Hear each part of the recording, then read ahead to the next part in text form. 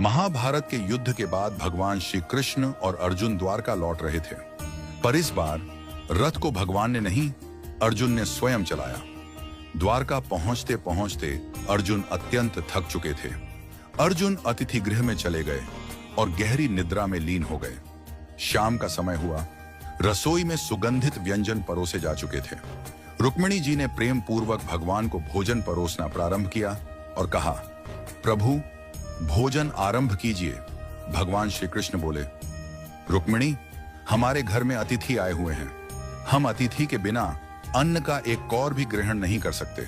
रुक्मिणी जी बोली, आप आरंभ कीजिए प्रभु, मैं अर्जुन को बुला लाती हूं। रुक्मिणी जी जब अतिथि भवन पहुंची तो देखा अर्जुन गहरी निद्रा में थे, किंतु वह निद्रा भी साधारण नहीं थी। उनके रोम रोम से कृष्ण कृष्ण की ध्वनि प्रस्फुटित हो रही थी। उनके पूरे शरीर से ऐसा प्रतीत हो रहा था मानो हर कोशिका भगवान का नाम जप रही हो। रुक्मिणी जी उन्हें जगाना भूल गईं। उनके नेत्र नम हो गए। वह वहीं खड़ी हो गईं और मंद मंद स्वर में ताली बजाने लगी, जैसे किसी हरि कथा में प्रेम से भीगी भक्तिन हो।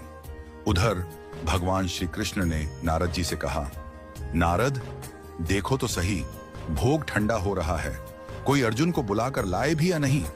नारद जी तुरंत वीणा लेकर अतिथि भवन पहुंचे। उन्होंने वहां का दृश्य देखा तो स्तब्ध रह गए। अर्जुन का रोम रोम कीर्तन कर रहा था, रुक्मिणी जी ताली बजा रही थी।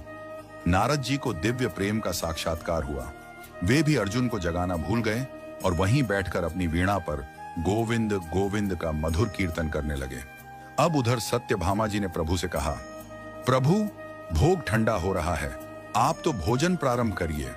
भगवान बोले, हम अतिथि के बिना अन्न ग्रहण नहीं करते, अब तुम ही जाकर देखो क्या हो रहा है। सत्यभामा जी वहां पहुंची और वहां का दृश्य देखकर मोहित हो गईं। एक ओर अर्जुन का निष्कलंक भक्ति रस, दूसरी ओर रुक्मिणी जी की तालियां, तीसरी ओर नारद की वीणा, तो सत्यभामा जी भी नृत्य करने लगी। उनका मन उस भाव में इतना डूब गया कि वह भी अर्जुन को जगाना भूल गई। उधर भगवान बोले, सब कहते हैं भोग ठंडा हो रहा है, पर कोई हमें बुलाने वाला नहीं। लगता है मुझे स्वयं चलकर देखना पड़ेगा कि वहां ऐसा क्या हो रहा है जिसमें सब हमें ही भूल गए हैं। भगवान श्री कृष्ण वहां पहुंचे और जो दृश्य देखा वह अद्भुत था। भगवान के नेत्र सजल हो गए, प्रेम के अश्रु उनके नेत्रों से बहने लगे। उन्होंने धीरे से आगे बढ़कर अर्जुन के चरणों को अपने करकमलों से दबाना शुरू किया। जैसे ही भगवान के अश्रु अर्जुन के चरणों पर गिरे, अर्जुन चौंक कर उठे। वो बोले, प्रभु यह आप क्या कर रहे हैं? आप मेरे चरण दबा रहे हैं।